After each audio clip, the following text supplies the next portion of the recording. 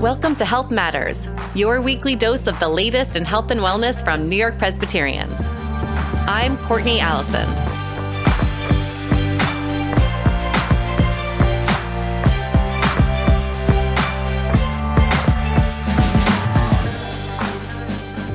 As we enter this new year, a lot of people, including myself, are thinking about how we can get more exercise in our life. It can be really hard to stay motivated to exercise, but one of my favorite ways to stay active is to go on a run with a friend. So, on a morning not long ago, I headed out to Prospect Park for a run with a colleague, Mark, who is also a runner. I definitely wouldn't have come out today if we didn't have a plan, because a plan and accountability is what gets me out the door. So thank you, Mark, for getting me out for this run today. And how far do you want to go today?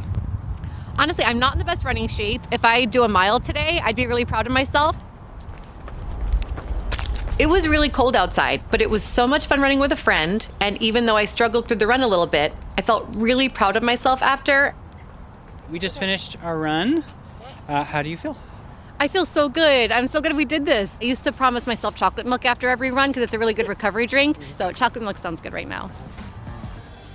So this week, Dr. Sonia Talani, a cardiologist at New-York-Presbyterian in Columbia, joined me to talk about the importance of exercise. Dr. Talani explained what it means to increase our heart rate and hit our zones, and what measurements like V02 max actually tell us.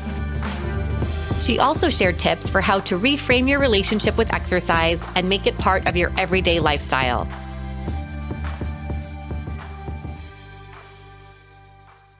Hi, Dr. Talani. Thank you so much for coming back and being such a friend to our podcast. Of course. Thanks for inviting me.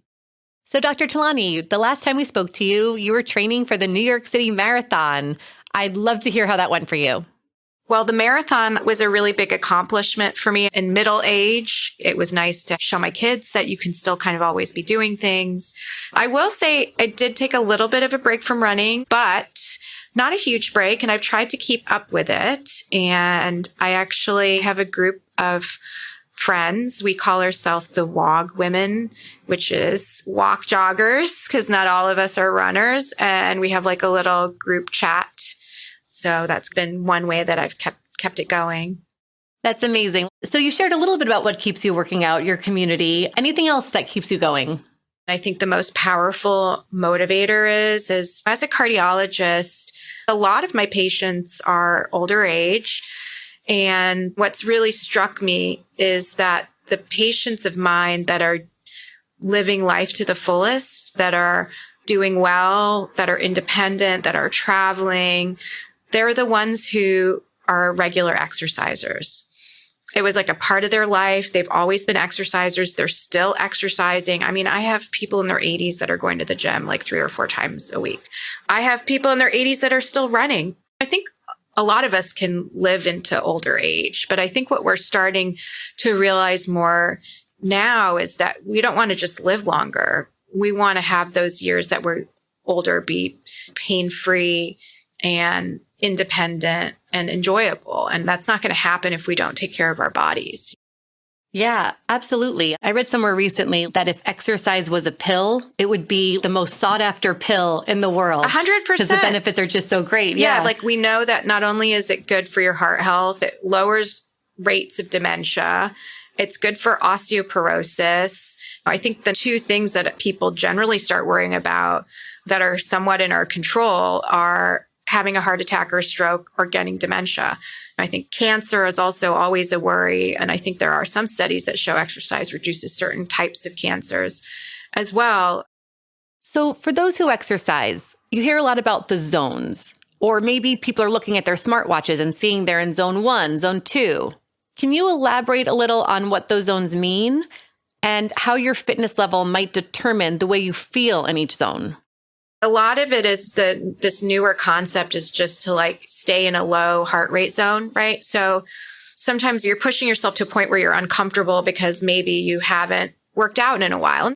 Zone 2 tends to be that sort of more comfortable heart rate. It's probably what I would define as probably moderate exercise. You're not getting overly winded. You're staying in that aerobic sort of threshold. When you get into the anaerobic threshold is when you start building up lactic acid and you start getting sort of those side cramps and all those things. But that is where getting into your zone 3 or 85% of your predicted heart rate by age, that's where you can try to target that more for weight loss and for endurance training and people who are endurance athletes. Trying to get into zone 3 of exercise can be helpful and meaningful depending on what kind of training plan or exactly what an athlete might be doing. It's not a perfect thing because everybody's heart rate's different. So again, if you have not been exercising, if you're quote unquote out of shape, you're going to get into a zone 3 very quickly because your heart rate's going to go up really quickly. So there is this idea, and it's more of an exercise physiology philosophy than a medical philosophy to keep for comfort to stay in a zone 2. There's a lot of different exercise theories. I've read more and more about metrics like V02 max and ideal heart rates. So we'd love to break that down some more and understand what are the numbers the people should be trying to hit and how often. Sure. I'm going to say right off the bat, I don't think VO2 is helpful for most people. So I think VO2 is something, it's a measure of your cardiac output and how efficiently your body is utilizing oxygen. That has an important role for people who are elite athletes and they're trying to achieve a certain training status. We use it as cardiologists actually for heart failure patients to look to see if their shortness of breath is related to their heart dysfunction. We use it as a metric actually for when we think people might need a heart transplant. So I think that while it is a metric of exercise, and I know like watches and stuff do like a kind of a quick and dirty VO2 for personal use, I don't think it's very valuable. That's really interesting to hear about VO2 max and how it's used in a clinical setting versus what the average runner might actually need to pay attention to. So what about heart rate monitoring? So when we exercise regularly, we become more conditioned. So our heart rate goes up more slowly. So it takes longer for the heart rate to go up. And then when we stop, the heart rate comes down really quickly. So really conditioned athletes, people that do endurance, rowing or biking or running, they may have a resting heart rate in the 40s. And that's very normal for them. And it may take them a very long time to get their heart rate up to 100. Whereas someone who hasn't been exercising and who's been more sedentary may have a much higher resting heart rate. And there's always exceptions to this rules, but maybe having a heart rate in the 80s or 90s. And when they do light exercise, the heart rate's going up to 130 with very minimal exertion, right? And then once they stop exercise, it takes a while for the heart rate to come down. So if you're just starting an exercise program and you decide that you're going to just go running, or it's been a couple of weeks because you've been busy, the holidays, name your distraction, and then you go and try to do what you were doing, you're going to feel pretty crappy because your heart rate's going to go up. You lost that conditioning. And I saw that when I tried to get back into exercise, is that whereas my average heart rate, I could see when I was running regularly was maybe in the 130s. When I went back to try to get back into it, it was like 160. And that doesn't feel good. You know what I mean? So I had to modify what I was doing because I was torturing myself. And when it's not fun, when it's torture, you're not going to want to do it again because you're like, oh, yes. Oh gosh, am I going to do that again? That was, and of course you feel good afterwards, but while you're doing it, you're just breathless. So now I'm like, just walk, run. And I've been doing that a lot, just running for a minute or two and then walking for a minute or two, running for a minute or two, walking for a minute or two, because mentally that's just like easier. And then I'm more likely to actually want to do it again because I don't feel so terrible while I'm doing it. Yes. That all makes so much sense. If you haven't been exercising and you're using your heart rate as a guide, like your heart rate might go up just like lightly walking.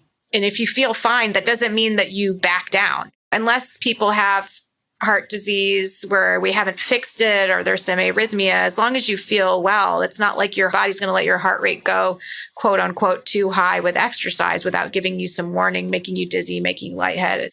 So, for most people, there's no like dangerously high level that they're going to get to with exercise, as long as, again, they don't have any underlying heart condition where a doctor's told them not to exercise. So for a lot of it, I think what's easier if you're looking for heart health, is to think about it in perceived exertion. To keep your heart healthy, we recommend 150 minutes of moderate exercise.